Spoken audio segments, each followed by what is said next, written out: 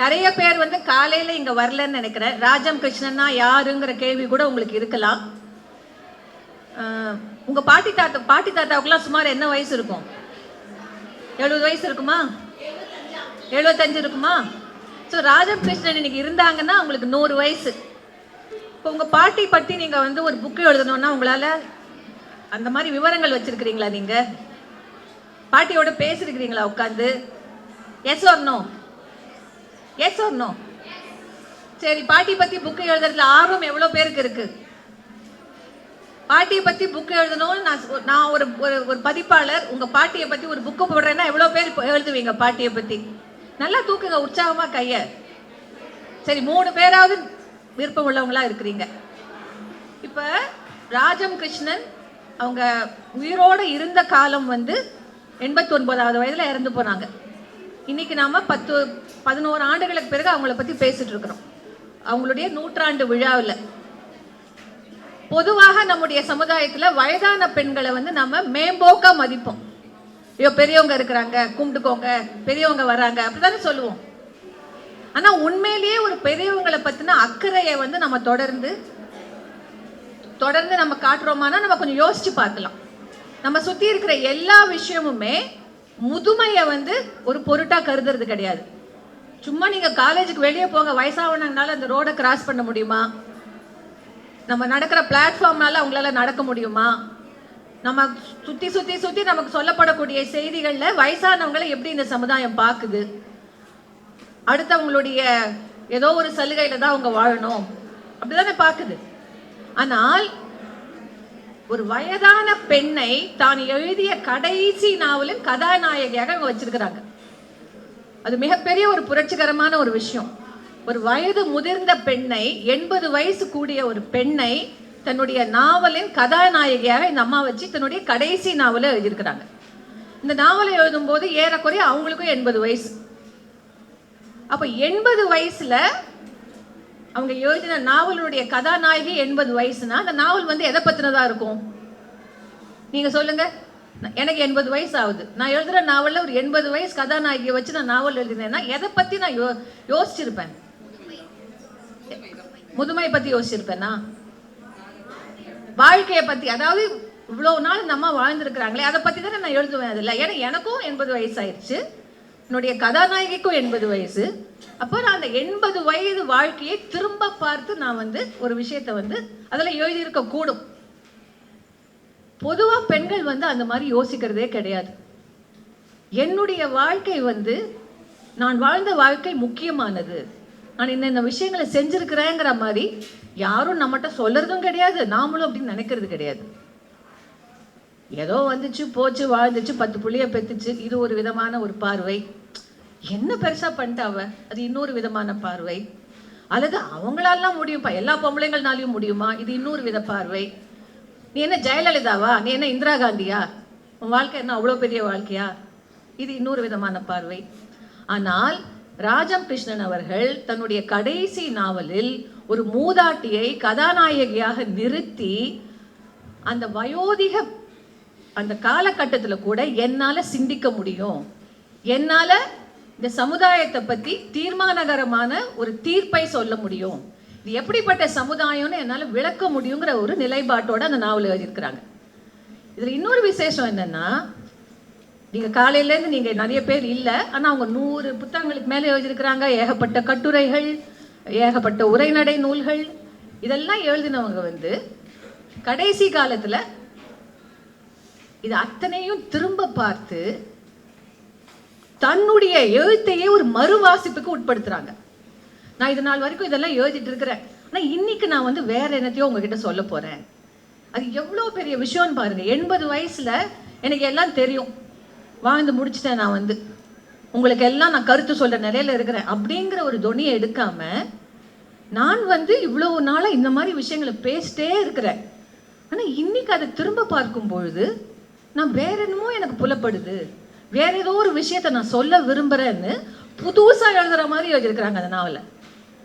கடைசி நாவல் எப்படி இருக்குதுன்னா புதுசாக எழுதப்பட்ட ஒரு நாவல் மாதிரி எழுதப்பட்டிருக்குது. அப்ப அது எப்படிப்பட்ட ஆளுமைன்னு நினைச்சு பாருங்க.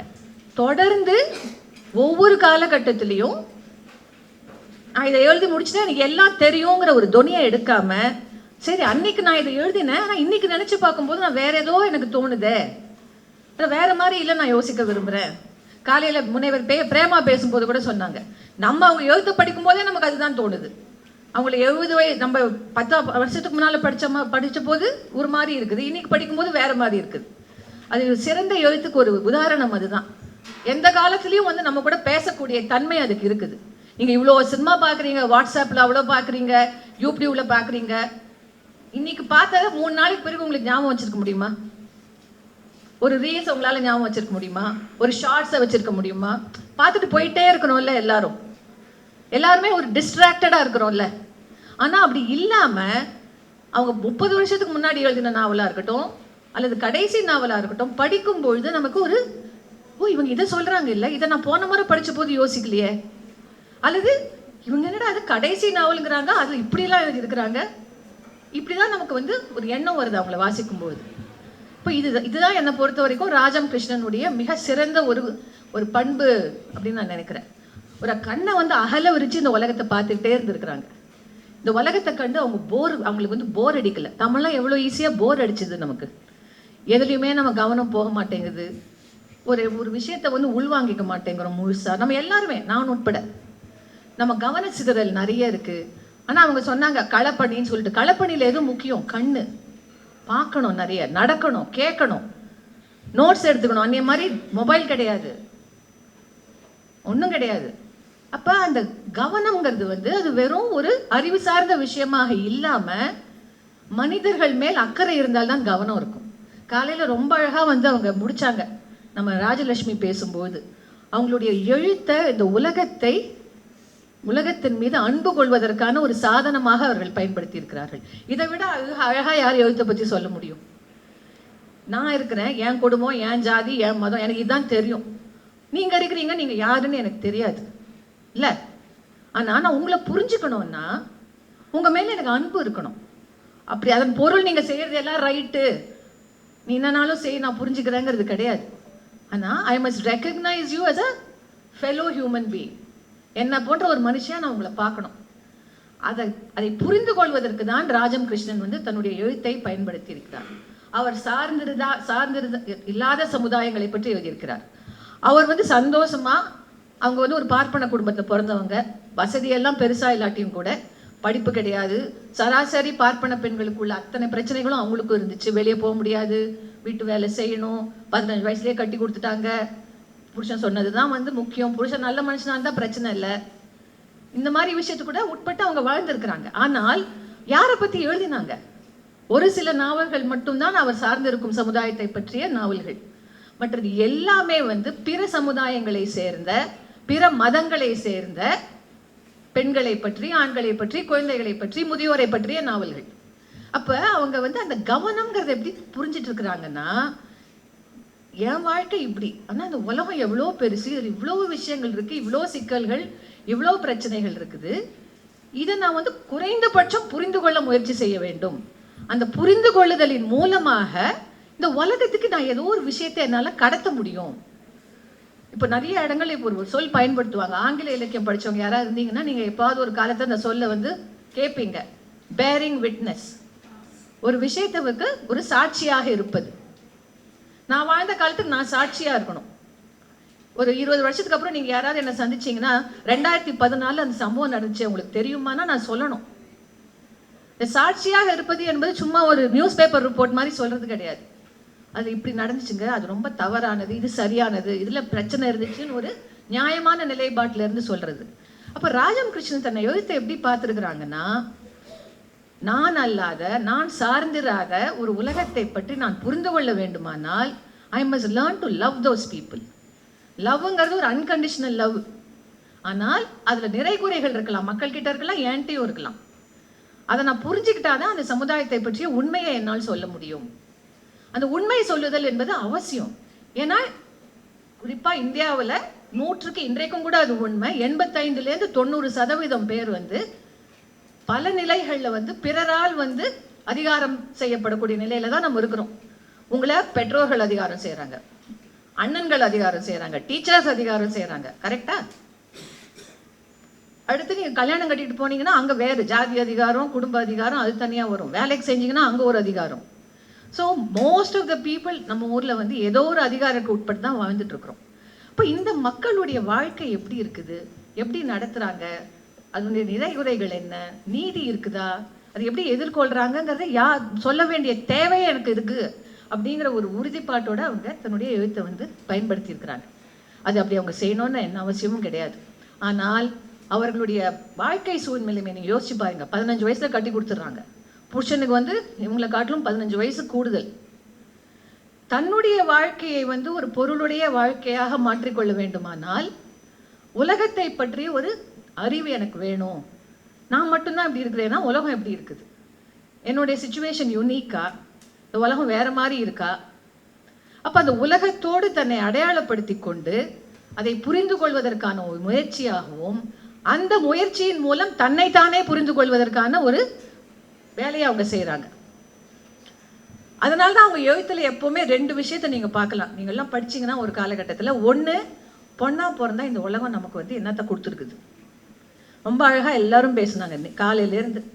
விடுதலை, ஒரு பெண்ணுக்கான விடுதலை எப்படி வந்து தொழிற்படும், எதிலிருந்து அவளுக்கு விடுதலை, வறுமையிலிருந்து விடுதலை வேணும். ஏன்னா அவங்க நாவலில் வரக்கூடியவங்க நிறைய பேர் உழைக்கும் பெண்கள் தான்.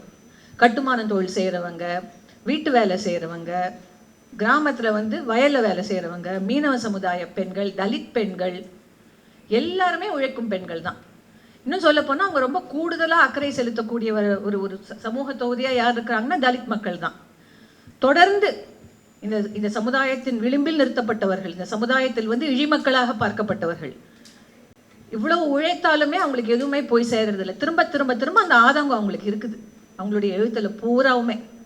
அப்போ இந்த மக்களுடைய வாழ்க்கையில பெண்களுக்கு விடுதலைன்னா வறுமையிலிருந்து விடுதலை, அவமதிப்பிலிருந்து விடுதலை, சாதிய இழிவிலிருந்து விடுதலை. இதெல்லாம் ஒரு பக்கம் ஆண்களோட சேர்ந்து அவங்க போராடி அவங்க கைகொள்ள வேண்டிய விடுதலை. ஆனால் வீட்டுக்குள்ள எப்படி விடுதலை?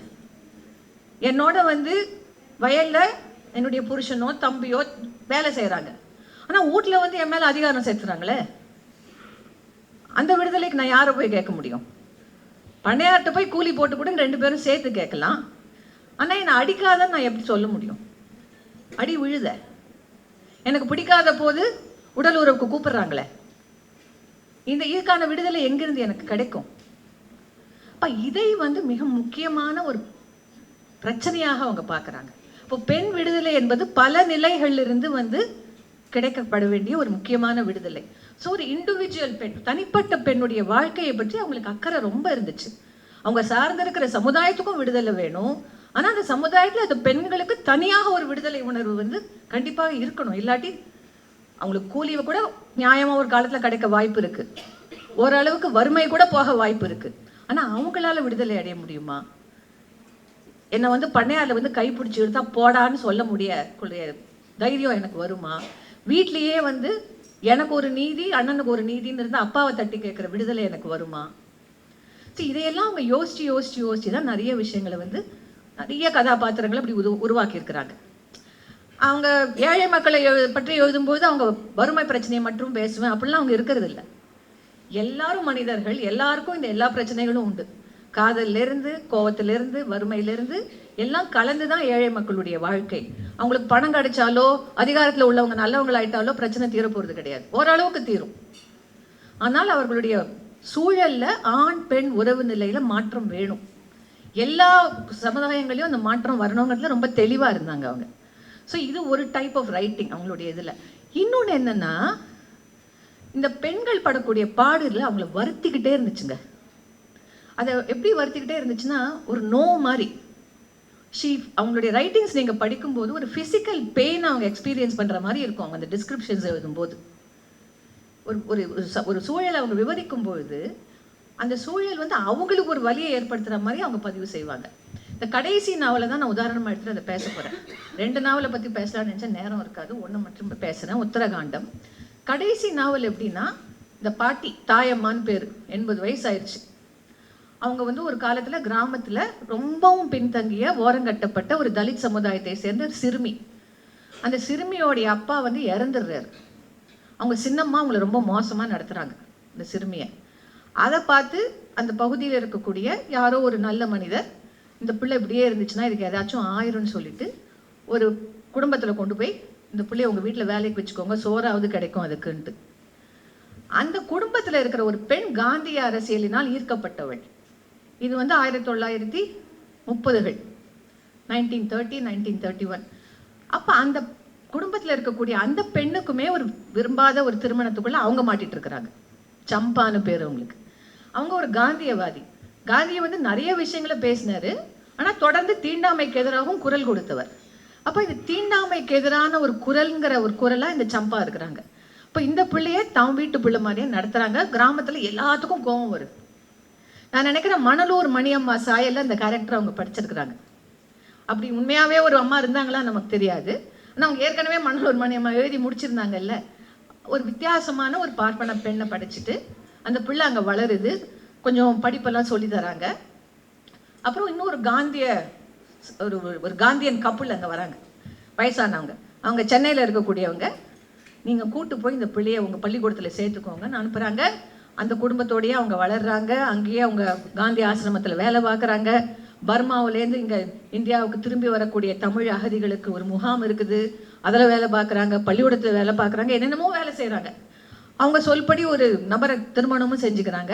கணவன் அவங்களுக்கு பிடிச்சிருக்குது, கணவன் குடிகாரனாக இருந்தாலும். ஆனால் அந்த பிள்ளை 3 பிள்ளை பிறக்குது, ஒரு 2 பொண்ணு ஒரு பையன். அவங்களுக்கு ரொம்ப பெரிய கஷ்டம் என்னென்னா, இந்த பிள்ளைங்களை வந்து நம்ம நம்பிக்கை வைத்திருக்கிற இந்த காந்திய தத்துவத்தின்படி வளர்க்கணும்னு சொல்லிட்டு. ஆனால் பிள்ளைக்கு வந்து அட்ராக்டிவாக இல்லை. பிள்ளை வளர்ந்து வர காலத்தில் எந்த கட்சி அப்போ ரொம்ப மேலோங்கி இருக்குதுன்னா திராவிட முன்னேற்ற கழகம். அதனால் அந்த பையன் வந்து திமுகவில் போய் இந்திய எதிர்ப்பு போராட்டத்தில் கலந்துட்டு அங்கே போய் சேர்ந்துடுறாரு. ஒரு பொண்ணு நர்ஸாக படிக்கிறா, நல்ல வாழ்க்கை வாழணும்னு முயற்சி பண்ணுறா. ஆனால் மகப்பேறும்போது இறந்து போயிடுறான். இன்னொரு பெண்ணு ரொம்ப ஆம்பிஷியஸ், நர்ஸாக படிச்சுட்டு அப்படி இப்படின்னு சொல்லிட்டு துபாய் போயிட்டு அமெரிக்கா போயிடுறான். அவன் திரும்ப வந்து இந்த திமுகவில் இருக்கிற தம்பியோட சேர்ந்துட்டு 2 பேரும் கட்சி அரசியலில் ஒரு நல்ல ஒரு பிரமுகர்களாக ஆயிடுறாங்க. இந்த தாயம்மாவுக்கு என்ன வருத்தம்னா, இவங்க இந்த கட்சி அரசியலுக்குள்ளே போய் சில விஷயங்கள் செய்யறது ஒரு பக்கம் இருந்தாலும் பர்சனலி கரப்ட் ஆயிடுறாங்க 2 பேரும். அது அவங்களுக்கு பயங்கரமாக ஒரு வேதனை அளிக்குது. இது நிறைய அந்த குடும்பத்தினால மக்களுக்கு ஏற்படக்கூடிய துன்பங்கள்லாம் இவங்க பார்க்குறாங்க. ஆனால் இவங்களால எதுவும் செய்ய முடியல. இப்படியே போகுது. கடைசியில் அவங்க திரும்ப பிறந்த ஊரில் எங்கே பிறந்தாங்களோ அந்த ஊருக்கே திரும்ப போகிறாங்க. அங்கே ஒரு இளைஞர் குரூப் வந்து வந்திருக்கிறாங்க வெளியூர்லேருந்து. அவங்க வந்து இந்த ஊர் மக்களோட இயற்கை விவசாயம், சுற்றுச்சூழல் பாதுகாப்பு, சாதி எதிர்ப்பு இதையெல்லாம் விட்டு ஏதோ வேலை பண்ணணும்னு நினைக்கிறாங்க. ஏறக்குறைய வாழ்க்கையில் எல்லாத்தையுமே இழந்த நிலையில் அந்த இளைஞர்களை பார்த்து அவங்களுக்கு ஒரு புத்துயிர் கிடைக்குது. சரி, நம்ம நம்பின எல்லாம் வீணாக போகல அப்படின்னு நாவல் முடியுது. இல்லை என்ன ரொம்ப இன்ட்ரெஸ்டிங்னா, ஸ்ட்ரெயிட் ஃபார்வர்ட் ஸ்டோரி இல்லை. நீங்கள் பாட்டிகிட்ட போய் கதை கேளுங்க, திடீர்னு வந்து 4 வருஷத்துக்கு முன்னால் உங்களுக்கு சுட்ட தோசையை பற்றி ஒன்று சொல்லுவாங்க. அப்புறம் திடீர்னு அதை விட்டுட்டு நான் சின்ன பிள்ளையாக இருந்தப்போன்னு இன்னொரு விஷயத்துக்கு போவாங்க. அந்த நினைவுங்கிறது வந்து ஒரு சீராகவே இருக்காது. அது 4 வருஷத்துக்கு முன்னால் நடந்ததை சொல்லும், நேற்று நடந்ததை சொல்லும், திடீர்னு 40 வருஷத்துக்கு போகும். வயசானவங்ககிட்ட பேசும்போது அதான் சுவாரஸ்யமாகவும் இருக்கும், but at the same time ஃப்ரஸ்ட்ரேட்டிங்காகவும் இருக்கும். நம்ம ஒரு கதை கேட்குறோம், பாட்டி ஒரு கதை சொல்லுதுன்னு நம்ம நினச்சிக்குவோம். அந்த குவாலிட்டி ஆஃப் ஓல்ட் ஏஜ் இருக்குல்ல, இந்த நினைவு தப்புற விஷயம், அல்லது இந்த நினைவு வந்து அலைபாயுதுன்னு சொல்லுவாங்க, வேற வேற விஷயங்களுக்குள்ளார போகுதுன்ட்டு, அதை அப்படியே கேப்சர் பண்ண பார்த்துருக்காங்க இந்த நாவலில். ஸோ தி என்டையர் நாவல் அவங்களுடைய நினைவின் ஊடாக விரியும் ஒரு கதை. அந்த கதையில் பல பேர் வந்துட்டு போகிறாங்க. அதில் ஏறக்குறைய வந்து ஒரு 10 பெண்கள் முக்கியமான கதாபாத்திரங்களாக வராங்க. இந்த ஒவ்வொரு பெண்ணும் ஏதோ ஒரு வகையில் ஏமாற்றப்பட்டவளாக, வஞ்சிக்கப்பட்டவளாக, அல்லது அவள் எந்த மாதிரியான ஒரு அரசியல் கொள்கைக்காக அவள் நிற்கிறாளோ அந்த கொள்கை வந்து கரப்டானதாக. So what you get at the end is 80 ஆண்டு கால வாழ்க்கையில் இந்த பாட்டி தன்னுடைய வாழ்க்கையில் முக்கியமாக நினச்ச எல்லா விஷயமும் எப்படி வந்து பயங்கரமாக இன்னைக்கு மாறிட்டே வருது, ஏன் மோசமாயிட்டே வருது, டீஜெனரேட் ஆயிடுச்சு எல்லாமே அப்படிங்கிற மாதிரி ஒரு பார்வை நமக்கு கிடைக்குது. பெண்கள் வந்து 4 அடி முன்னால் வச்சா 10 அடி பின்னுக்கு தள்ளப்படுறாங்க. ஸோ இதை அப்படியே அவங்க கொண்டுட்டு போயிட்டு கடைசியில் ஒரு பாசிட்டிவாக முடிக்கிறாங்க. அவங்க கிராமத்துக்கு திரும்பி போகக்கூடிய சூழலில் அங்கே ஒரு குரூப் வந்து ஏதோ புதுசாக செய்யுது. ஸோ ஒவ்வொரு காலகட்டத்திலையும் இந்த மாதிரி இளைஞர்கள் ஏதாவது செய்வாங்கங்கிற ஒரு நம்பிக்கையோட கதை முடியுது. பட் இதில் வாட் இஸ் ஃபேசினேட்டிங் இஸ், இந்த ஒவ்வொரு 10 பெண்கள் இருக்காங்கல்ல, இந்த 10 பெண்களில் ஒவ்வொருத்தையும் ஏதோ ஒரு நாவலுக்கு கதாநாயகியாக இருந்திருக்க வாய்ப்பு இருக்குது, அவங்க ஏற்கனவே எழுதின நாவலுக்கு. ஆனால் அவங்க உள்ளபடியே அவங்க திரும்ப முன்னால் சொன்ன விஷயத்தை இப்போ சொல்கிறது இல்லை. 3 உதாரணத்தோடு நான் சொல்கிறேன். ஒன்று வந்து இவங்களுக்கு எப்போதுமே ஒரு காந்தி அரசியல், அது அழகாக இப்போது சித்ரா சொன்னாங்க, திரும்பவும் இவங்களும் சொன்னாங்க, வேருக்கு நீர் நாவலில் எப்படி அந்த காந்தி அரசியலில் வந்து அவங்க நிலைநிறுத்துறாங்கன்ட்டு. பட் இதில் ஷி குவெஸ்சன்ஸ் காந்தியிசம். ரொம்ப முக்கியமான விஷயம். காந்தியிசம், காந்தி இவங்க சொல்லக்கூடிய காந்திய தரிசனம்னு சொன்னாங்கல்ல, அந்த எந்த வேல்யூஸுமே இன்னைக்கு காந்தியன் இன்ஸ்டிடியூஷன்ஸில் இல்லை அப்படின்னு சொல்கிறாங்க. இன்ஸ்டிடியூஷன்ஸ்லாம் கரப்ட் ஆயிடுச்சு, வேலை போயிடுச்சுங்க, ஏழை மக்களை ஏமாத்துதுங்க, செல்ஃப் ஃபைனான்சிங் காலேஜ் நடத்துதுங்க. ஸோ இந்த மாதிரி ஒரு இது வாசிச்சுட்டு தனி மனித ஒழுக்கம் கூட இல்லை. அன்னைக்கு காந்தி சர்வமத பிரார்த்தனை நடத்துவார், இவனுங்கள்லாம் வந்து உருத்ராட்ச மாலையை போட்டுக்கிட்டு இந்து வலதுசாரி கூட்டத்தோட போய் சேர்ற மாதிரி பேசுகிறாங்க இன்னைக்கு. ஸோ அப்படி ஒரு கிரிட்டிக் வைக்கிறாங்க, கேள்வியும் கேட்குறாங்க. காந்தி வந்து அஹிம்சை முறையில் தான் எல்லாம் செய்யணும்னு சொன்னார், கடைசியில் he was killed by a bullet. இப்போ இந்த நாட்டில் எது உண்மையிலேயே வேரூன்றி இருக்குது? கொல்லாமை தத்துவம் வேரூன்றி இருக்குதா? வன்மம் வேரூன்றி இருக்குதா? What is left of the Gandhian legacy? ஒரு முக்கியமான கேள்வியாக கேட்குறாங்க. நமக்கு தெளிவாக வந்து பதில்லாம் சொல்லலை. ஆனால் அந்த 80 வயசு திரும்ப பார்க்கும்போது அவங்களுக்கு அது ஒரு மனசை வந்து சங்கடப்படுத்துறதா இருக்குது. இல்லை என்ன ரொம்ப இன்ட்ரெஸ்டிங்னா, த்ரூ அவுட் இந்த நினைவு ஓடிட்டே இருக்குல்ல, திரும்ப திரும்ப எனக்கு என்ன தெரியும்னு தாயமாக கேட்டுக்கிறாங்க தன்னை தானே. நான் யார்? நான் ஒரு சாதாரண தலித் பெண், என்னை யாரோ வளர்த்தாங்க, யாரோ படிக்க வச்சாங்க, யாரோ என்னமோ செய்கிறாங்க. ஆனால் வாட் யூ ரியலைஸ் இஸ், கதை போக போக நான் சாதாரண தலித் பெண் நமது காலத்தின் நமது வரலாற்றின் முக்கிய சாட்சி. So you understand the world through the eyes of this ordinary non-literate Dalit woman. Formal literacy கிடையாது, கொஞ்சம் படிச்சிருக்காங்க. அப்போ எவ்வளோ பெரிய வேலையை ராஜம் செஞ்சுருக்கிறாங்க. இந்த வரலாற்றை பற்றி ஜட்ஜ் பண்ணுறது வந்து யார் ஜட்ஜ் பண்ணால் சரியாக இருக்கும்? இந்த 80 ஆண்டு கால வரலாற்றை யாருடைய பார்வையின் மூலமாக கொடுத்தால் அது சரியாக இருக்கும் என்று அவர் நினைத்திருக்கிறார் என்பது தான் நாம் இங்கே கவனிக்க வேண்டிய விஷயம். இதுலேயும் ஒரு மாறுதல். இதற்கு முன்னால் அவங்க எழுதின நாவல்களில் நிறைய உழைக்கும் வர்க்கத்து பெண் வருவாங்க, எல்லாருமே ஸ்ட்ராங்காகவும் இருப்பாங்க, அதில் மாற்று கருத்து இல்லை. ஆனால் பல நேரங்களில் சரியான கருத்தை சொல்லக்கூடியவர்கள் அவர்களாக இருக்க மாட்டார்கள். அவர்கள் வாழ்க்கை வந்து ரொம்பவும் நம்ம சப்போர்ட் பண்ண வேண்டிய வாழ்க்கையாக இருக்கும். ஆனால் யூஸ்வலாக ஒரு எஜுகேட்டட் காந்தியன் ஃபிகர் தான் சொல்லும் நியாயத்தை. அவங்க தலித்தா இருக்க வேண்டிய அவசியம் இல்லை, மீனவராக இருக்க வேண்டிய அவசியம் இல்லை. ராஜம் கிருஷ்ணனை போல் ஒரு அவுட் சைடர் ஒரு சமுதாயத்துக்கு. பெரும்பகுதி நாவல்களில் அப்படி தான் இருக்கும்.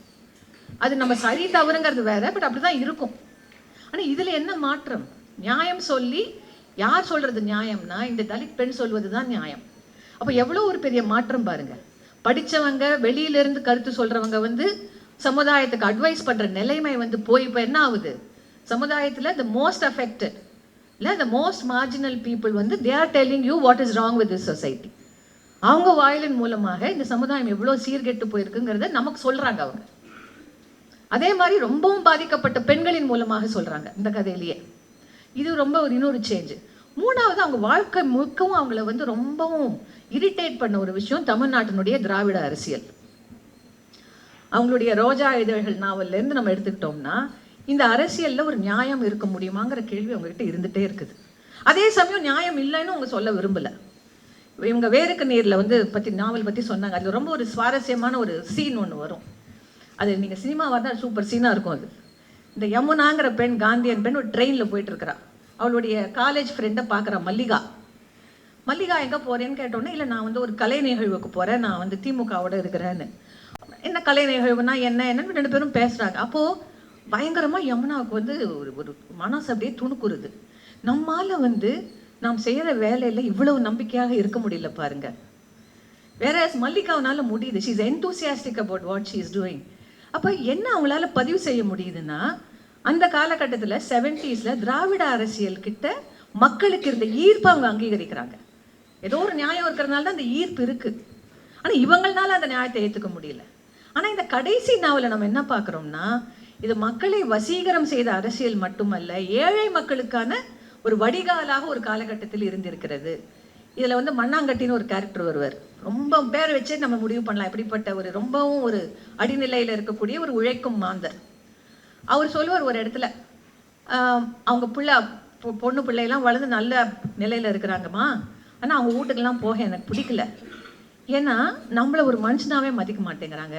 அப்போ அழகாக அந்த மண்ணாங்கட்டி கேரக்டர் சொல்லுவார் வந்து, நான் ஒரு கட்சி அலுவலகத்தில் போய் ஒரு தலைவரை கூட கேள்வி கேட்டுடலாமா, ஏன்னா எனக்கான கட்சி அது, நீ என்னை செஞ்சு கொடுன்னு. ஆனால் பெத்த பிள்ளைங்கள்ட்ட என்னால் கேட்க முடியல பாருங்க. அப்போ அந்த பப்ளிக் ஸ்பேஸில் இந்த மாதிரி மக்கள் அரசியல் என்ன மாதிரி ஒரு ரோல் ப்ளே பண்ணுதுங்கிற ஒரு அங்கீகாரத்தை வந்து வழங்குறாங்க. அது வரைக்கும் கொடுக்கல அவங்க, திராவிட அரசியலுக்கு அந்த அங்கீகாரத்தையே கொடுக்கல.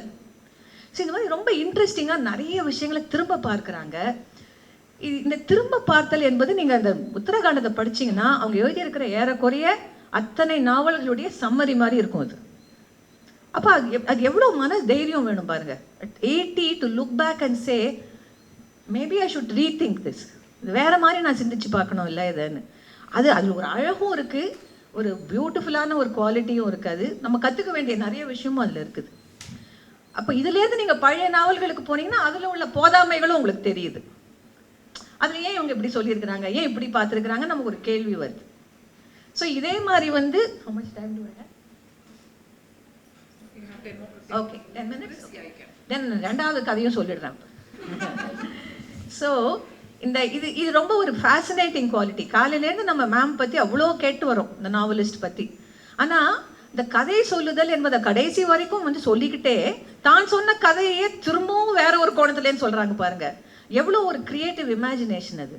இந்த கதை மூலமாக உலகத்தை நேசித்தல் என்பதை வேற எப்படி நிறுவி இருக்க முடியும் அவங்கனால? இதே உலகத்தை நான் வேற மாதிரி பார்க்குறேன், இதே உலகத்தை நான் வேற மாதிரி புரிஞ்சுக்க முயற்சி செய்கிறேன். ஸோ அதை நீங்கள் பார்க்கலாம். அந்த இன்னொரு ஸ்டோரி வந்து வனதேவியின் மைந்தர்கள். வனதேவியின் மைந்தர்கள் ஆங்கிலத்தில் மொழிபெயர்க்கப்பட்டிருந்துச்சுன்னா, ராஜம் கிருஷ்ணன் உயிரோடு இருந்தாங்கன்னா அவர்களை தேச துரோகியாக இந்த நாடு வந்து கைது செய்திருக்கும். ஏன்னா ராமனை தேசிய கடவுளாக வழங்கும் இந்த நேரத்தில் நீ ஒரு சாதாரண மனுஷன் ஒரு நாவல் சொல்லிச்சுன்னு வைங்க, அது எப்படி பார்க்கப்படும் இன்னைக்கு? இங்கே யார் மனசையும் நான் புண்படுத்த விரும்பலை, ஆனால் அந்த ஒரு தொனி அதில் இருக்குது. உங்களுக்கு சாமி நம்பிக்கைலாம் இல்லாமல் போகலாம், அது வேற விஷயம். ஆனால் தேசிய கடவுள் அவருங்கிறது உண்மை, எல்லாருக்கும் தெரியும். ஒரு தேசிய கோயில் கூட நம்ம கட்டிட்டோம். அந்த தேசிய தலைவர் தேசிய கடவுளை நம்ம ஏதாவது சொன்னோம்னா இன்னைக்கு நம்ம கூட்டோட எல்லாரும் உள்ள தள்ளிடுவாங்க. ஆனால் why does she write that novel? அது ரொம்ப இன்ட்ரெஸ்டிங். எப்படி இந்த பெண்கள் வாழ்க்கையை மையப்படுத்தி பெண் விடுதலை இதெல்லாம் வந்து பேசுகிறாங்க. சமுதாயத்தை புரிஞ்சுக்கிட்டு சமுதாயத்தில் உள்ள சிக்கல்களுக்கான ஒரு சாட்சியமாக நான் இருந்தால்தான் என்னுடைய வாழ்க்கைக்கே ஒரு பொருள் இருக்கும்னு நினச்சவங்க பெண்மையையும் வந்து தொடர்ந்து கேள்வி கேட்டுக்கிட்டே இருக்கிறாங்க.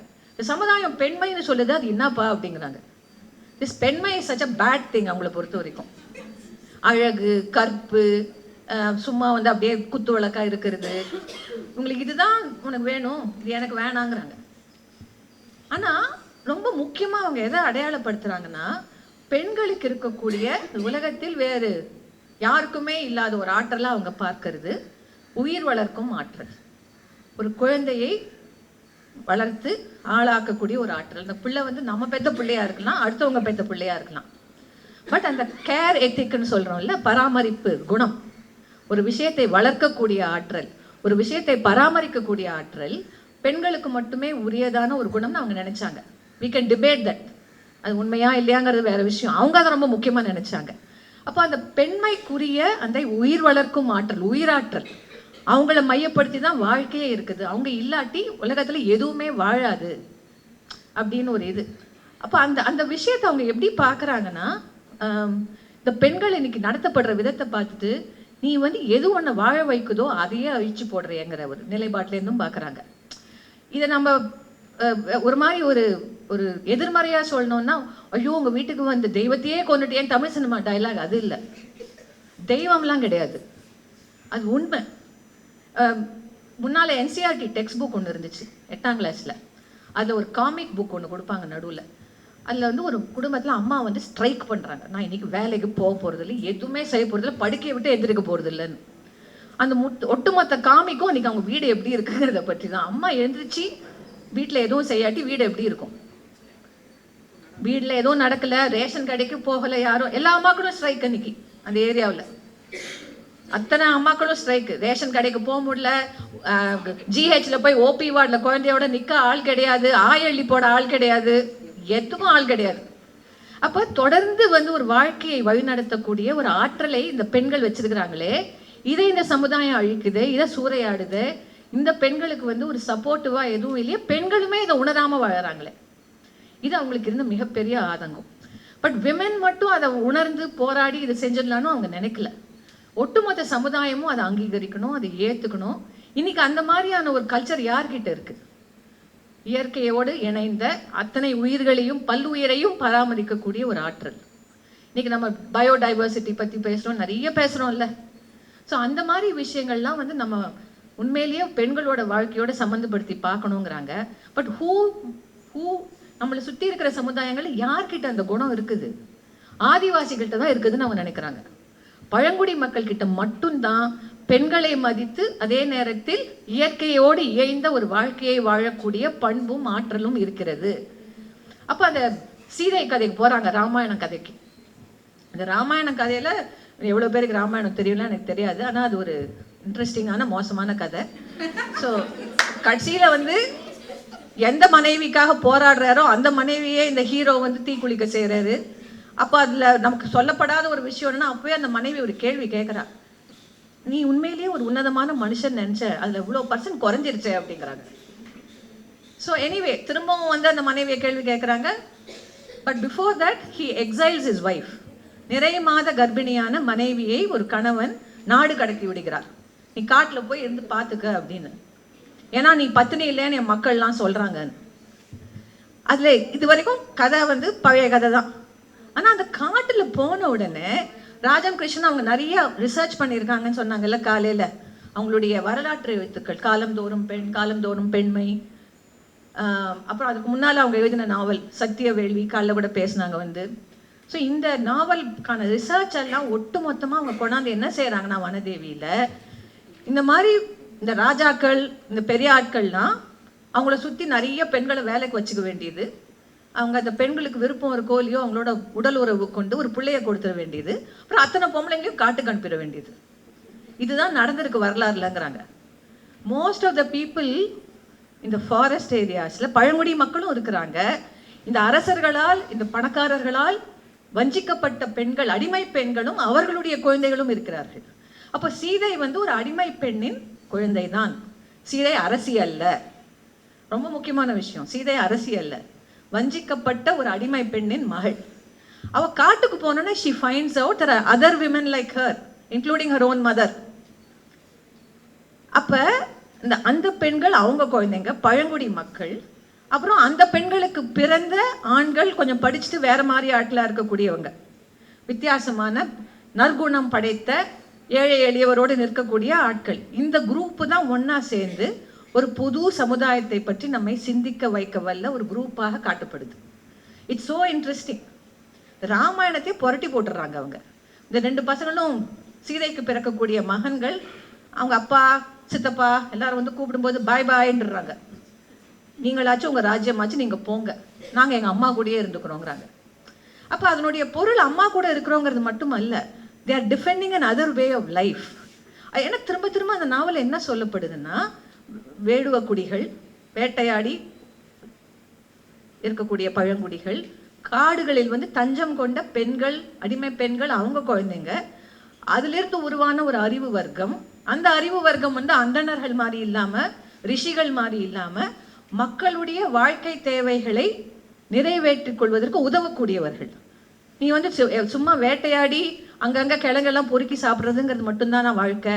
விவசாயம்னா நம்ம கற்றுக்கலாமே, ஊரில் எப்படி விவசாயம் பண்ணுறாங்க, நீங்கள் காட்டில் எப்படி விவசாயம் பண்ண முடியும், யாருக்காச்சும் உடம்புனா வந்து மருத்துவத்தை நம்ம முறையாக வளர்த்துக்கலாமே, நம்ம எல்லாருக்கும் அந்த செடி இந்த கொடியெல்லாம் தெரியும், ஆனால் அதை முறையாக எப்படி நம்ம கொண்டு போக போகிறோம்.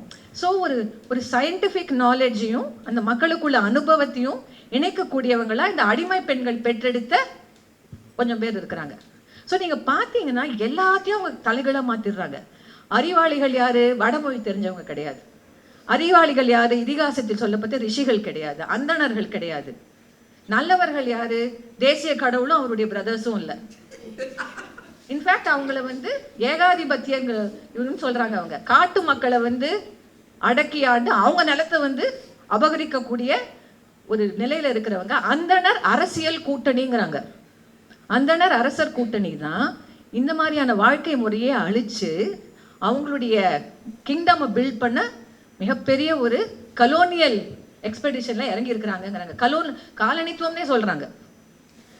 இது நமக்கு வந்து வித்தியாசமா இருக்கும் ரொம்ப இதை வாசிக்கும் பொழுது. அப்ப என்ன சொல்ல வராங்கன்னா, பெண்மைனா அந்த உயிரை வந்து வளர்க்கக்கூடிய ஆற்றலுடைய அந்த தன்மை வந்து வளரணும்னா இயற்கையோடு நமக்குள்ள உறவு ஆக்கப்பூர்வமானதாக இருக்கணும். நம்ம நாடு பிடிக்கக்கூடாது, அடுத்தவங்க நிலத்தை அபகரிக்கக்கூடாது, அடுத்தவங்கள அடிமைகளாக நடத்தக்கூடாது. சேர்ந்து ஒரு கூட்டுறவோடு ஒரு கூட்டசைவோடு எப்படி வாழ போகிறோம்? அதுக்கு நம்ம சும்மா இயற்கையோடு அப்படியே இருக்கிற வாழ்க்கைங்கிற பொருள் அல்ல. காலத்துக்கு ஏற்ற மாதிரி சில விஷயங்களை நம்ம ஏற்றுக்கலாம். இப்போ இந்த ஊரில் நெசவு கற்றுக்கிட்டு ஊரில் போய் விற்றுட்டு வராங்க. இப்போ நெசவு வந்து அவங்களுக்கு புதிய தொழிலாக கற்பிக்கப்படுது. ஸோ படிப்பே கூடாது, நீங்கள் அப்படியே ப்ரிமிட்டிவ் ஸ்டேஜ்லேயே இருக்கணுங்கிறதெல்லாம் அவங்க சொல்ல வர்றது கிடையாது. ஆனால் அட் த சேம் டைம் இந்த வாழ்க்கை முறைக்கு எது வந்து அடிப்படையாக இருக்கணும்னா, இந்த பழங்குடி மக்களுக்கும் இயற்கைக்கும் உள்ள உறவை நம்ம வந்து புதுப்பிச்சுக்கிட்டே இருக்கணும். அதுதான் நம்ம வந்து வாழ வைக்கும் வந்து அப்படிங்கிற ஒரு இன்னொரு கேள்வியும் அதில் கேட்குறாங்க. இப்படிப்பட்ட ஒரு வாழ்க்கை முறையை அழிக்கிறதுக்குன்னே ஒரு கூட்டம் வந்துச்சுன்னா என்ன செய்யறது? அரசர்கள் வராங்க, அவங்க கையில் ஆயுதம் இருக்குது, படைபலம் இருக்குது. நம்ம கையில் என்ன இருக்குது? விவசாயம் இருக்குது, நெசவு இருக்குது, சும்மா 2 காட்டு பன்றியை வீழ்த்த ஒரு வில்லு இருக்குது. அப்போ ஒரு ஆர்கனைஸ் ஆர்மியோட எப்படி ஃபைட் பண்ணுறது? வாழ்நாள் முழுக்க அவங்க முக்கியமாக நினச்சா அஹிம்சையை அங்கே கேள்வி கேட்குறாங்க. எல்லா நேரங்களையும் நம்மளால அப்படியே இருக்க முடியுமா? அப்படி இருந்தால் நம்ம எண்ணத்தை இழப்போம். அதுக்கு இதுதான் சரின்னுலாம் அவங்க சொல்லலை, பட் அந்த கேள்வி ஆணித்தரமாக முன்வைக்கப்படுது. So you see her quite fascinating. இந்த புக்கில் வந்து அவங்க புனைவு நூல்களில் சொன்ன விஷயங்களோடு சேர்ந்து தன்னுடைய ஆப்புனைவு நூல்களில் இருக்கிற விஷயத்தையும் இணைச்சி ரொம்ப ஒரு இன்ட்ரெஸ்டிங்கான ஒரு புக்காக வந்து அவங்க எழுதியிருக்கிறாங்க. அதில் நிறைய லிட்ரரி எக்ஸ்பெரிமெண்டேஷனும் இருக்குது. கவிதையெல்லாம் நிறைய இருக்குது. அதில் கவிதை இருக்குது, பாடல்கள் இருக்குது, மொழியே வந்து கொஞ்சம் வந்து இந்த உரைநடையிலேயே மாற்றங்கள் இருக்குது. ரொம்ப இன்ட்ரெஸ்டிங். அது நினச்சி பாருங்கள், 8 இயர்ஸ் இஸ் எக்ஸ்பெரிமெண்டிங். எப்படி அந்த 8 இயர்ஸை வாழ்க்கையை திருப்பி பார்த்து இதெல்லாம் சரியில்லைன்னு சொல்கிறாங்களோ, அதே மாதிரி வருங்காலம் எப்படி இருக்கணும்னு யோசிக்கும் போது அவங்களுடைய எழுத்துலேயே சில மாற்றங்களை கொண்டு வராங்க. ஸோ நம்ம இன்னைக்கு காலையிலேருந்து அவங்க லைஃப்பை பற்றி பார்த்துட்டு இருக்கும்போது நமக்கு நிறைய இன்ட்ரெஸ்டிங் கொஸ்டின்ஸ் வருது. ஒரு காலத்தில் இப்படி பார்த்தாங்க, அப்புறம் வேறு மாதிரி யோசிக்கிறாங்க. ஒரு காலத்தில் இதை முக்கியமாக நினச்சாங்க, இல்லை இது இப்படியும் இருக்கலாம்னு இப்போ நினைக்கிறாங்க. அப்போ லைஃபுங்கிறத அவங்க ஒவ்வொரு ஸ்டேஜ்லேயும் ரீதிங்க் பண்ணிகிட்டே இருந்திருக்கிறாங்க. அதற்கு வந்து அவங்க சும்மா வந்து ஒரு அனுபவத்தின் மூலமாக மட்டும் அதை செய்யாமல் வாசிப்பு. காலையில் பேசிட்டு இருக்கும்போது சுந்தரி தோழர் சொல்லிட்டு இருந்தாங்க, என்ன படித்த அப்படின்னு கேட்பாங்க. கண்டிப்பாக எத்தனை புக்கு படித்த நீ இப்போ அப்படின்ட்டு. அது ஏன் நம்ம யோசிக்கணும்னா, all of us here we have brains. Okay, ஒரு பொம்பளைக்கும் அறிவு இல்லைன்னு அந்த கடவுளே கூப்பிட்டா கூட நான் சொல்ல மாட்டேன். எனக்கு கடவுள் நம்பிக்கையும் இல்லை. பட் என்னன்னா, do we take our intelligence seriously as women? நம்ம அறிவை நம்ம சீரியஸாக எடுத்துக்கிறோமா, இல்லை நம்முடைய தோற்றத்தை அழகாக அதை மட்டுமே சீரியஸாக எடுத்துக்க பழக்கப்பட்டிருக்கிறோமா? ரொம்ப அழகாக ஒரு ஒரு ஒரு இது சொல்லுவாங்க. ஒரு ஆங்கிலேய எழுத்தாளர், பெண் கண்ணாடியில் தன் முகத்தை பார்க்கிறாள். நீ பார்ப்பது உன் முகமா, அல்லது உன் முகம் எப்படி இருக்க வேண்டும் என்று ஆண்கள் தீர்மானித்திருக்கிறார்களோ அந்த முகத்தை நீ பார்க்கிறாயா? ஒவ்வொருத்தரும் கேட்டுக்க வேண்டிய கேள்வி. What face does your mirror return to you? Is it your own face, or is it the face as powerful men in the world wanted to be? அப்போ நீ யாரு, நான் யாரு? எனக்கு ஒரு அறிவு இருக்கு, எனக்கு ஒரு மனசாட்சி இருக்கு, எனக்கு ஒரு வாய் இருக்குல்ல. ஸோ அந்த இன்டெலிஜென்ஸை, எனக்குள்ள பேச்சாற்றலை, எனக்குள்ள அறிவாற்றலை நான் முக்கியமாக நினச்சி I have something to tell this வேர்ல்டுங்கிற ஒரு உறுதிப்பாடை நம்ம ஒவ்வொருத்தரும் வந்து உள்வாங்கிக்கணுங்கிறதுக்கான ஒரு முக்கியமான முன்மாதிரியான வாழ்க்கையை அவங்க வாழ்ந்திருக்கிறாங்க. திங்கிங் உமனுடைய இம்பார்ட்டன்ஸை வந்து தொடர்ந்து அவங்க பேசிக்கிட்டே இருக்கிறாங்க. உடல் மட்டுமல்ல அறிவு. இதில் சில சிக்கல்களும் இருக்குது. உடல் மட்டும் அல்ல நம்ம சொல்லும்போது இந்த உடல் சார்ந்த வாழ்க்கையை பற்றி அவங்களுக்கு எப்பொழுதுமே எதிர்மறையான ஒரு பார்வையும் இருக்கிறத நம்ம பார்க்கலாம். அதில் யாராவது கொஞ்சம் வித்தியாசமாக இருந்தாங்கன்னா கொஞ்சம் ஜட்ஜ்மெண்டெல்லாம் ஆகிடுறாங்க. ஆனால் அதே வந்து இன்னொரு இடத்துல வேறு மாதிரி சொல்லுவாங்க. ஸோ அவங்க இப்படி தான் சொன்னாங்கன்னு கூட நம்ம சொல்லிட முடியாது. பட் என்னன்னா, சம்வேர் இந்த உடல் சார்ந்த வாழ்க்கையை பற்றி அவங்க ரொம்ப முக்கியமாக கேட்குற ஒரே கேள்வி, ஆண்கள் மாறாத வரைக்கும் நாம் என்ன மாதிரி வாழ்ந்தாலும் நம்ம பக்கம் தான் தப்பு சொல்லப்படும். அது சைக்கலாஜிக்கலி எவ்வளோ முக்கியமான விஷயம். நமக்கான காரணங்கள் இருக்குல்ல, நாம ஏன் ஒரு டெசிஷன் எடுக்கிறோன்னு. ஒரு காலையில் ஒரு எக்ஸாம்பிள் சிறுகதையை சொன்னாங்கல்ல, சரி கருச்சிதைவு ஆயிடுச்சு, அதை பற்றியே யோசிச்சுட்டு இருக்க வேண்டிய அவசியம் இல்லைன்னு. ஆனால் அப்படிப்பட்ட பெண்ணை இந்த உலகம் எப்படி பார்க்கும்? இப்போ ராஜம் கிருஷ்ணனுடைய புரிதலில் நீ வந்து போடான்னு சொல்லிட்டு போகலாம், ஆனால் அவங்க மாறாத வரைக்கும் உன் மேலே தான் அந்த பழி வரும். அதுக்காக நீ இதை செய்யக்கூடாதுன்னு அவங்க சொல்லலை. பட் அந்த அவேர்னஸ் நமக்கு வேணும். You may think you are being brave, you may think இதில் தான் விடுதலை இருக்குன்ட்டு. ஆனால் இந்த உலகம் அவங்க கையில் இருக்குது, அவங்கக்கிட்ட அதிகாரம் இருக்குது. அப்போ அவங்க தானே சரி தப்பு சொல்லுவாங்க. உனக்கு அது சரியாகவே பட்டாலும். ஸோ அதை மனசில் வச்சுக்கோங்கிற ஒரு மிக முக்கியமான ஒரு அப்சர்வேஷனை அவங்க 2-3 இடங்களில் சொல்லியிருக்கிறாங்க வந்து. இன்னொன்று அவங்க எல்லாரும் அவங்க சொன்னாங்கல்ல, நியமங்களின்படி வாழ்தல்னு சொன்னாங்க சித்ரா. நமக்குன்னு சில ரூல்ஸ் போட்டுக்கிட்டு நம்ம வாழணும்னு. இப்போ ப்ராப்ளம் இஸ், நம்ம என்ன ரூல்ஸ் போட்டுக்கிட்டாலும் நீ போட்டதெல்லாம் ஒரு ரூலான்னு சொல்கிற அதிகாரம் அவங்க கையில் தானே இருக்குது. ஸோ அதை வந்து அவங்களுக்கு ரொம்ப எரிச்சல் படுத்தியிருக்கு வாழ்நாள் பூரா. ஸோ அவங்க என்னதான் நம்ம ஒரு கட்டுப்பாடுக்குள்ளே வாழணும்னு நினச்சாலும் அவங்களுக்கு இருக்கிற அந்த அறச்சீற்றம்னு சொன்னாங்கல்ல, அந்த கோபம் வந்து உண்மையிலேயே தன் கண்ணுக்கு முன்னால் தவறு செய்த ஆண் யாராவது நின்று இருந்தா அவங்களுக்கு அந்த கோபத்தினால அவங்களை எரிக்கிற ஒரு ஆற்றல் இருந்துச்சா எரிச்சு போட்டிருப்பாரு. She was so angry with patriarchy. தந்தையான் சமுதாயம்னு வாங்க அவங்களுடைய சொல்லணும்னா, தந்தையாண்மை சமுதாயம் அது வந்து அவ்வளோ கேவலமாக நடத்துது பெண்களையும் குழந்தைகளையும். இதுக்கு என்ன நியாயம் இருக்க முடியும்? இது இப்படியே இருந்துட்டு இருக்க, நான் மட்டும் எவ்வளவுதான் வித்தியாசமாக வாழ்ந்து கருத்து சொன்னாலும் நம்ம மேலேயே பழியும் பாவமும் வருது. இது எப்படி இது நம்ம சகிச்சுக்க முடியும்னு சொல்லிட்டு அவங்களுடைய முக்கால்வாசி நாவல்களில் கல்யாணம் பண்ணியிருக்கலையோ அந்த பெண்கள் தனக்கான பாதையை தேடிட்டு போயிடுறாங்க. திருமணத்தை விட்டும் போயிடுறாங்க, அல்ல இருந்துக்கிட்டே நீ போய் என்னவோ பண்ணிக்கான்னு சொல்லிட்டு இவங்க வாழ்க்கையை வாழ தொடங்குறாங்க. So she had great disbelief. இந்த சமுதாயம் வந்து மாறுமாங்கிற ஒரு பயங்கரமான கேள்வி அவங்க கிட்ட இருந்துச்சு. ஆனால் அதை அவங்க எதிர்மறையாக பார்க்கல. பெண்கள் எப்படி வாழ முடியும் மாண்போட, பெண்கள் எப்படி தங்களுக்கான ஒரு பாசிட்டிவ் லைஃப்பை லீட் பண்ண முடியும், ஆக்கப்பூர்வமான அதில் வந்து நிறைய கவனம் செலுத்துகிறாங்க. ஆனால் இந்த தந்தையான் சமுதாயத்தை பற்றியோ ஆண்களுடைய அதிகாரத்தை பற்றியோ அவர்கள் சொல்லக்கூடிய அத்தனை விமர்சனங்களுக்கும் இன்றைக்கும் கூட தமிழ் எழுத்துலகில் ஒரு ஆண் எழுத்தாளரிடமிருந்தும் கூட எந்த பொறுப்பான பதிலும் வந்ததில்லை. நாட் எ சிங்கிள் மேல் writer has responded in a good way to Rajam Krishnan. அவங்களால சொல்ல முடிஞ்சதெல்லாம் என்னன்னா, அந்த அம்மா கதையா சொல்லுது, இந்த அம்மா கதையில் ஒரே எல்லாரை பற்றியும் கருத்து சொல்லுது, அந்த அம்மா கதை வந்து தமிழ் சினிமா மாதிரி போய் முடியுது. இது என்னன்னா, யாராவது ஒரு ரொம்ப கஷ்டமான உண்மையை சொல்லும்பொழுது அதை ஏற்காது இருக்க 1000 காரணம் இருக்குல்ல, அந்த தன்மையை தான் நம்ம பார்க்கணும். Which is why as young people இது நம்முடைய வரலாறு, நம்ம எல்லாருடைய வரலாறு இது. இன்னைக்கு நீங்கள் எந்த மீடியமில் ஃபங்க்ஷன் பண்ணாலும், நீங்கள் சோஷியல் மீடியாவில் நீங்கள் எதையாவது முக்கியமாக செய்யணும்னு நினைக்கலாம், ஏஐ வச்சுட்டு எதாவது செய்யணும்னு நினைக்கலாம், உங்களுக்கு நிறைய ஆசைகள் இருக்கும். ஆனால் you must remember this world is not made by you and me alone. It's made by very powerful and very bad people. அப்போ இந்த மாதிரியான ஒரு அதிகாரம், இந்த அக்கிரமங்களை வந்து தொடர்ந்து ஆதரிக்கக்கூடிய அந்த கூட்டத்திற்கு எதிரான குரல்கள் என்ன, நமக்கு வந்து வி நீட் சப்போர்ட் இல்லை. நம்மளால் நம்ம வாழ்க்கையில் நாளைக்கே எதுவும் செய்ய முடியாட்டியும் கூட அந்த வீடு கதையில் வரா மாதிரி 50 வயசுல நம்ம எதாவது செய்ய நினைப்போம்ல. எங்கள் வீட்டில் ஒரு பாட்டி வந்து 80 வயசுல டைவர்ஸ் பண்ணிக்கிட்டாங்க புருஷனை. நாங்களாம் கொண்டாடணும் அதை. 80 வயசு, இது நாள் வரைக்கும் பொறுத்துக்கவே முடியலன்ட்டு. பட் எவ்வளோ ஆங்கர் இருந்திருக்கும் அந்த மனசில், எவ்வளோ ஆங்கர். ஸோ அந்த மாதிரியான ஒரு சிச்சுவேஷனை நமக்கு இன்னும் கொஞ்சம் நம்மளை ஸ்ட்ராங் ஆக்கிக்க நமக்கு நிறைய விஷயங்கள் தேவை. இன்னைக்கு நீங்கள் இருக்கக்கூடிய மீடியா வேர்ல்டில் நம்மளை குழப்புற விஷயங்கள் அதிகமாக இருக்குது. ஸோ எல்லாருக்கும் கேள்விகள் இருக்குது. I know all of you young people have many questions. உங்களுக்கு ஒரு நாளுக்கு நாள் உங்களுக்கு கேள்விகள் தான் அதிகரிச்சுட்டு வருது. இந்த கேள்விகளில் நம்ம எல்லாருமே வந்து எப்படி விடை தேடலான்னு யோசிச்சுட்டு இருக்கிறோம். இப்போ நம்முடைய வரலாறுலேருந்து என்ன கற்றுக்கலான்னு நம்ம எல்லாரும் யோசிக்கலாம். அதில் தான் people like Rajam Krishnan are very important. அவங்க செஞ்ச சாதனைகளுக்கு மட்டுமல்ல, அவங்க வாழ்க்கையை எப்படி பார்த்தாங்க, எழுத்தை எப்படி பார்த்தாங்க. She took herself so seriously as a writer.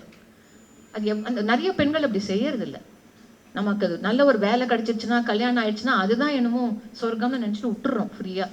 ஏதாவது ஒரு ஆம்பளை அப்படி விட்றான்னா யோசிச்சு பாருங்க. சிஇஓ ஆனதுனால வந்து படிப்பை விட்டுறாங்களா? இல்லை. Why do we give up? Why should we give up?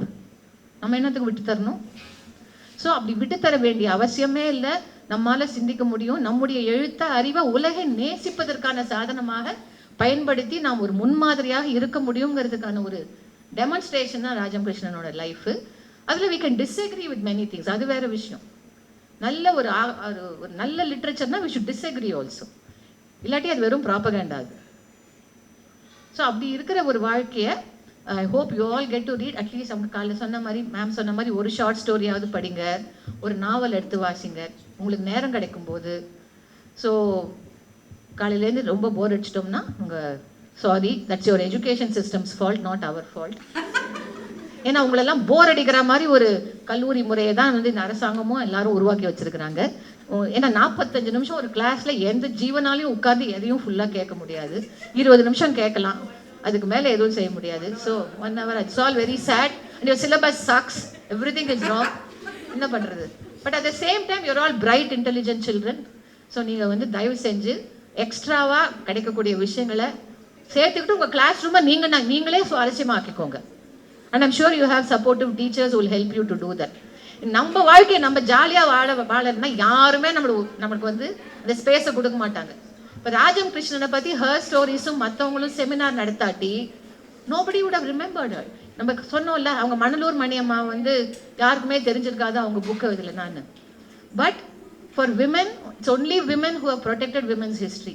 Nobody else is interested. So நீங்கள் தயவு செய்து அதை சீரியஸாக எடுத்துக்கிட்டு own up to this history. நம்முடைய வரலாறு இது. ஓகே, பாய். தோழருடைய உரையிலிருந்து நமக்கு புரிஞ்ச விஷயம் என்னன்னா, நம்ம புரிஞ்சுக்கிட்ட விஷயம் என்னன்னா, தன்னுடைய இறுதி காலத்துல தன்னைத்தானே மறுவாசிப்பு செய்யக்கூடிய நபராக ராஜம் கிருஷ்ணன் இருந்திருக்காங்க. எப்படி ஒரு படைப்பாளியுடைய முதல் படைப்பை நாம திறனாய்வு செய்யறோமோ, என்ன கருத்தியலை அவங்க எழுதியிருக்காங்கன்னு சொல்லிட்டு நம்ம பார்க்குறோமோ, அதே போல ஒரு படைப்பாளியுடைய இறுதி காலங்கள்ல எழுதுற படைப்பையும் நாம உற்று நோக்க வேண்டியது அவசியமானது என்பதை தான் தோழருடைய உரை நமக்கு உணர்த்திய முக்கியமான விஷயம். அதே போல ராஜம் கிருஷ்ணன் அவர்களுடைய நுட்பமான அரசியல் பார்வையை தெளிவாக நமக்கும் தோழர் கடத்தி அவருடைய உரை மூலமாக நமக்கு கடத்தி இருக்கிறார். அவருடைய உரை வந்து நிறைவான உரை, மன நிறைவான உரையை தோழர் தந்து சென்றதற்கு நன்றி.